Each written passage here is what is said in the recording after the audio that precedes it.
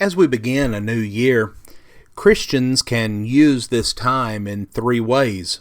We can use it as a reminder, as an opportunity, and as a warning.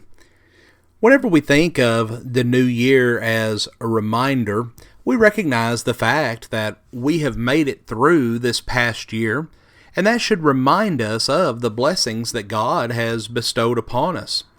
Paul noted in Acts 17 and verse 28, "In Him we live and move and have our being." James reminded his readers that all blessings come from above in James 1:17.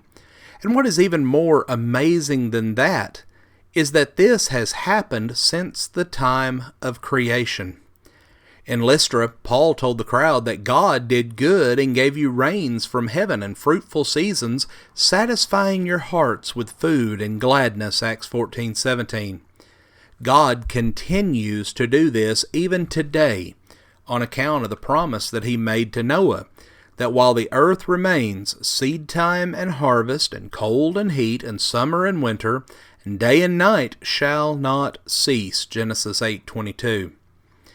During this time of year, we can reflect upon the blessings that we have already received and look forward to the blessings of this new year and the things that we will receive from God as a result of our faithfulness.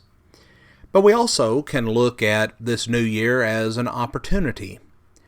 While Paul recognized that the eternal reward with Christ was far better than anything of this life, he was determined to use his time on earth productively.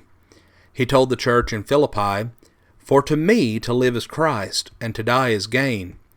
But if I am to live on in the flesh, this will mean fruitful labor for me." Philippians 1:21 and 22. What Paul was saying was that as long as he had life in him, he was going to use his time as an opportunity to do good.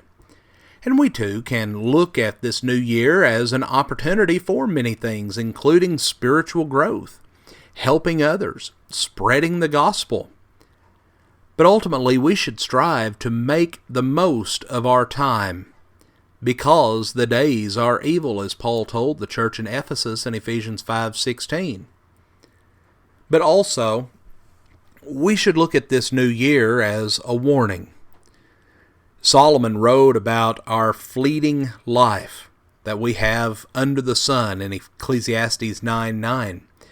James then issued this reminder, "Yet you do not know what your life will be like tomorrow.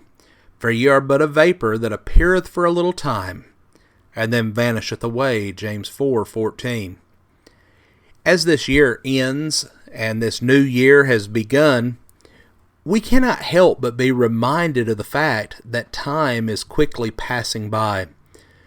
We can never go back and reclaim the time that has already passed. Instead, we are steadily moving toward our common fate, that of death. The writer of Hebrews said in Hebrews 9 and verse 27, "And it is appointed unto men once to die, and after this the judgment."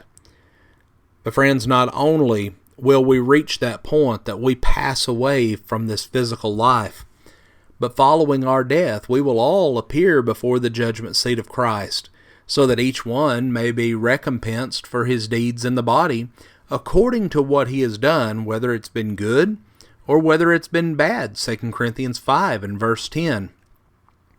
The passing of time should serve as a warning to us that we need to prepare for this coming appointment. And friends, as we face this new year, let us remember the blessings that God has so richly showered upon us in the past. Let us resolve that we will serve Him and that we will grow in Him and always be prepared for our time on this earth to come to an end. Friends, we want to thank you for joining us for our program today, and we pray that God blesses you with a wonderful day.